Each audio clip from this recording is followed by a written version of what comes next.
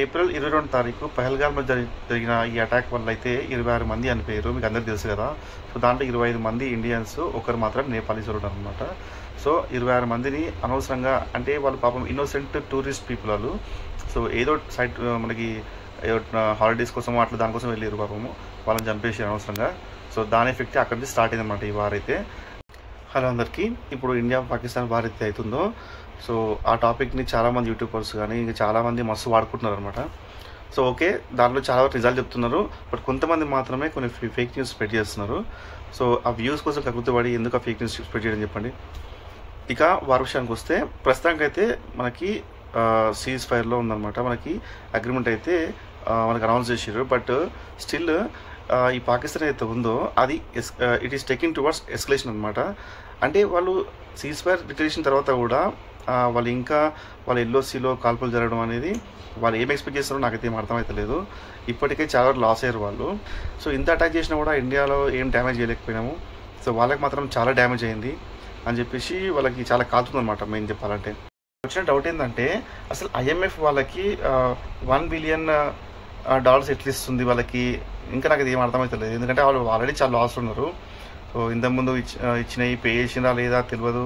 So అనవసరంగా మళ్ళీ ఇస్తారు అనిపిస్తుంది వాళ్ళ ఎకనామిక్ గ్రోత్ కోసము. అంటే ఇప్పటికి చాలా లాస్ అయ్యారు కదా, అక్కడ గవర్నమెంట్ రన్ చేయాలన్నా వాటి కోసం ఫండ్స్ కావాలి కాబట్టి వాళ్ళైతే తీసుకున్నారు మనీ. కాకపోతే ఏంటంటే ఇమీడియట్గా రిలీజ్ చేసారన్నమాట. వాళ్ళు టైం కూడా తీసుకోలేదు. సో వాళ్ళు ఏ సింపతి చెప్పుకొని వాళ్ళు తీసుకున్నారు అనమాట. చిన్న వార్ వల్ల మనకి ఏం తెలిసిందంటే, మొత్తం ప్రపంచ దేశాలకి సో ఇండియా ఎంత పవర్ఫుల్ అనేది కొంచెం అయితే ఒక ఐడియా అయితే వచ్చి ఉంటుంది. సో పాకిస్తాన్ కూడా అర్థమై ఉంటుంది, మనం వీళ్ళతో కొట్లాడితే ఇండియాతో కొట్లాడితే ఖచ్చితంగా లాస్ అవుతామని చెప్పేసి నాకు అర్థమై ఉంటుంది.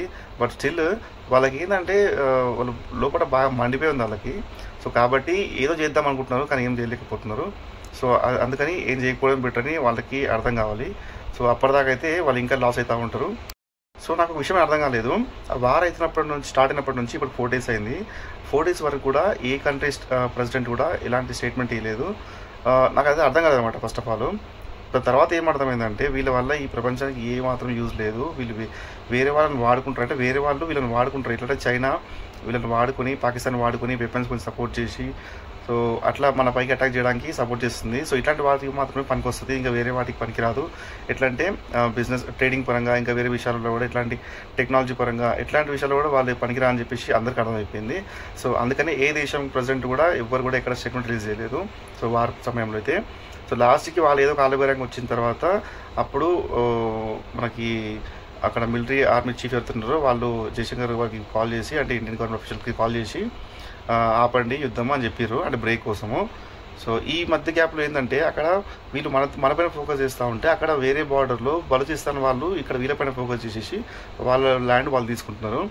సో అది కవర్ చేయడానికి వీళ్ళు ప్రస్తుతానికి అయితే సీజ్ ఫైర్ అయితే ఎక్స్పెక్ట్ చేస్తున్నారు. బట్ చేసి తర్వాత కూడా ఇంకా కూడా కాల్పులు జరుగుతూనే ఉన్నారు. ఎల్ఓసీలో మనం న్యూస్లో చూస్తున్నాం కదా. సో మన ఇండియన్ ఆర్మీ అయితే చాలా మంచి అటాక్ చేసింది. ఆ వీడియో చూస్తూ ఉంటే ఒకటి మూవీలో క్లైమాక్స్ సీన్ చూసినట్టు ఇది అనిపిస్తుంది అనమాట.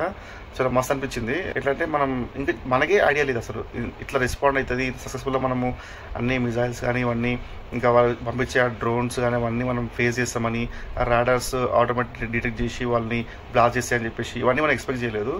బట్ చాలా మంచిగా వర్క్ చేసిండ్రు. వెపన్స్ చాలా మంది ఉంటారు, చాలా కంట్రీస్ వాళ్ళు వెపన్స్ కొంటారు. రష్యా నుంచి ఇండియానే కాదు పాకిస్తాన్ కూడా కొనుక్కున్నది. బట్ ఏంటంటే వాటిని రన్ చేయడం రావాలి, ఆపరేట్ చేయడం రావాలి. కొనుక్కుంటే మాత్రం సరిపోదు కదా.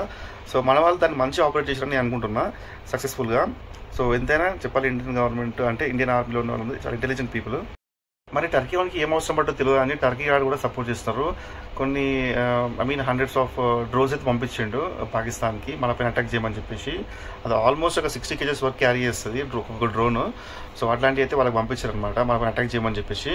సో వానికి పాకిస్తాన్తో ఏం అవసరం పట్టో నాకైతే ఏం అర్థమవుతలేదు.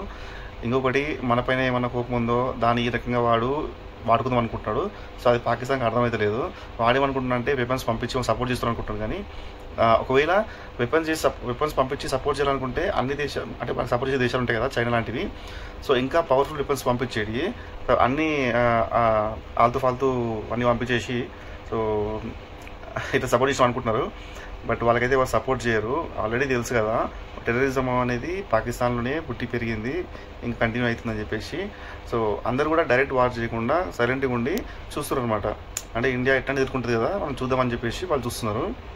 సో ఇంకో విషయం ఏంటంటే ఐఎంఎఫ్ ఏదైతే మనకు కాదు పాకిస్తాన్కి $1 మిలియన్ మనీ అయితే వాళ్ళకి హెల్ప్ చేసిందో, అంటే ఫైనాన్షియల్గా ఎకనామికల్గా వాళ్ళకి హెల్ప్ చేసిందో, సో అది సపోర్ట్ అని అయితే అనుకోను. ఎందుకంటే ఇంటర్నేషనల్ లెవెల్గా వాళ్ళకి సపోర్ట్ అయిన కంట్రీస్ కొన్ని వీళ్ళకి సపోర్ట్ చేశారనమాట. ఎవరైనా మీడియేటర్గా ఉండి వాళ్ళకి డబ్బులు ఇవ్వాలని చెప్పేసి రిక్వెస్ట్ చేయడం ఇలాంటివి చేస్తే, సో సివిలియన్స్కి ఎఫెక్ట్ అవుతుంది అని చెప్పేసి కొన్ని ఎమోషనల్గా కొన్ని స్టేట్మెంట్స్ లేకపోతే కొన్ని పాయింట్స్ వాళ్ళ ముందు పెట్టడం వల్ల అయితే వాళ్ళకైతే అవి ఇస్తురని, ఫండ్స్ ఇస్తురని నాకైతే అనిపిస్తుంది. సో ఇది డైరెక్ట్గా సపోర్ట్ చేయడం ఉండొచ్చు, ఇండైరెక్ట్ సపోర్ట్ చేయడం ఉండొచ్చు, లేదంటే జస్ట్ నార్మల్గా సివిలియన్స్కి ప్రాబ్లం అవుతుందని చెప్పేసి ఎకనామికల్గా సపోర్ట్ చేయడానికి ఈ ఫండ్స్ అయితే ఇస్తుందేమో అని అనుకుంటున్నా. బట్ ఏదైనా కావచ్చు దీంట్లో. ఫస్ట్ ఆఫ్ ఆల్ వార్ అయితే ఏ కంట్రీ కూడా మంచిది కాదు. ఎందుకంటే వార్ చేస్తే చాలా వరకు కూడా మనకి ప్రాపర్టీస్ డ్యామేజ్ అవుతాయి, ప్లస్ సివిలియన్స్ కూడా ఎఫెక్ట్ అవుతుంది దీనివల్ల చాలా వరకు. సో వారైతే ఎవరు సపోర్ట్ చేయరు. బట్ పాకిస్తాన్ వాడు మనం ఎదుర్కోలేక వాడు ఏం చేసిందంటే న్యూక్లియర్ బాంబు ఇస్తామని చెప్పేసి చిన్నగా ఏదో స్టేట్మెంట్ ఇవ్వడం వల్ల అది వాడితే చాలా వరకు మనకి జియోగ్రఫికల్గా లాస్ అవుతుంది, తర్వాత కూడా చాలా ఇంపాక్ట్ అవుతుంది, హెల్త్ ఇష్యూస్ వస్తాయి, చాలా వరకు ఉంటుంది. న్యూక్లియర్ బాంబు అంటే ఆషామాషి కాదు, ఓన్లీ బాంబ్ బ్లాస్ట్ అయిపోయి నార్మల్ బాంబ్ లాంటివి కావు, అవి మొత్తం అట్మాస్ఫియర్ని కూడా డ్యామేజ్ చేస్తాయి అనమాట కొంతవరకు అయితే. సో చాలా ఎఫెక్ట్ ఉంటుంది ప్రతి కంట్రీ కూడా. సో వాడు వేసిన తర్వాత మనం వేస్తాం అది వేరే విషయం, కానీ ఒకసారి వాడు వేసిన అనుకోండి చాలా డ్యామేజ్ అవుతుంది. బట్ అది వేయడు, అది మనకు తెలుసు, అందరికి కూడా తెలుసు. బట్ ఒకవేళ బై మిస్టేక్ వాడే ఆవేశంతో లేదంటే ఇప్పుడున్న ఏడుకుంటుంది కదా, మనకి ఏం చేయలేకపోతున్నాం అనే ఇది ఉంటుంది కదా, సో దానిలో ఏమైనా చేస్తారేమని చెప్పేసి ఇంట్లో వేరే కంట్రీస్ వాళ్ళు కూడా ఇన్వాల్వ్ అయిపోయి కొంచెం జరిగిందనమాట. సో అది చేయలేమని వాళ్ళు కూడా తెలుసు కాబట్టి వాడు మన ఇండియన్ గవర్నమెంట్ ఆఫీసర్స్కి కాల్ చేసి మనం కొంచెం బ్రేక్ కావాలని చెప్పిన అనమాట.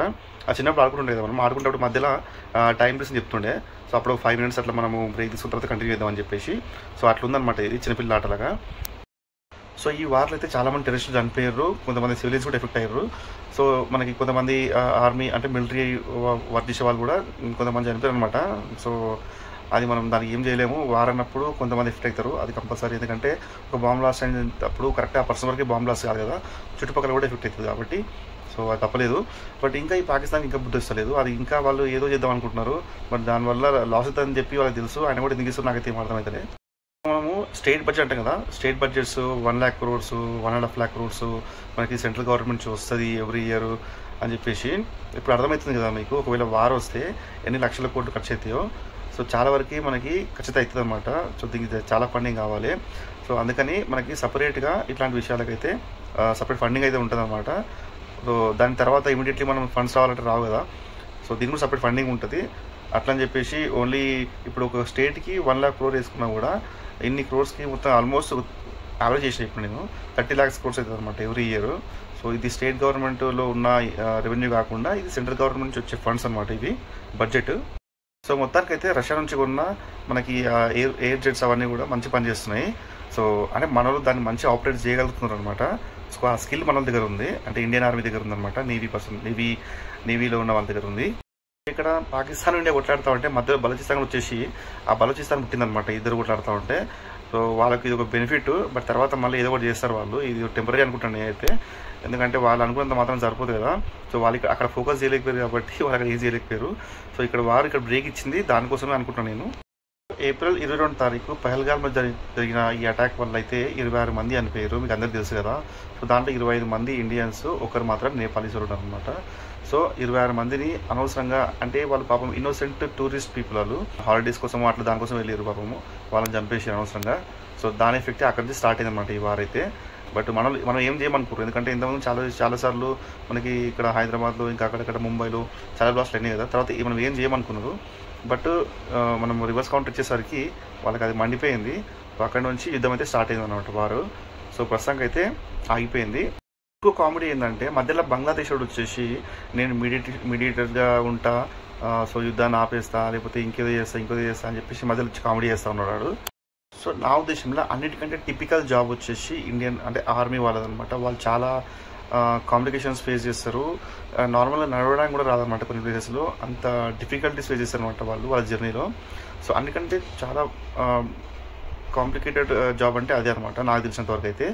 బట్ అట్లా మన కోసం వాళ్ళు అక్కడ బార్డర్లో కొట్లాడుతూ ఉంటే వాళ్ళకు వేళ మనకి బార్డర్ లోపలికి వచ్చిన తర్వాత ఇక్కడ ఇండియా లోపల, సో వాళ్ళ లోకల్ కానీ అక్కడ చాలామంది డిస్రెస్పెక్ట్ చేస్తారు వాళ్ళని. సో అట్లయితే చేయొద్దు. ఎందుకంటే ఇక్కడ నుంచి ఫ్యామిలీ మొత్తం వదిలేసి అక్కడ వేరే కొట్లాడేది మన కోసం గుర్తుపెట్టుకోవాలి మీరు. అది మాత్రం మర్చిపోవద్దు. ఎందుకంటే మనం చేయలేని విషయం అది. మనం చేయగలిగితే చేస్తుండేమో, కానీ అది అందరు చేయలేరు అనమాట. చాలా కష్టంతో కూడిన జాబ్ అది. సో కొంచెం అర్థం చేసుకొని వాళ్ళు వచ్చినప్పుడు రెస్పెక్ట్ చేయండి కొంచెము.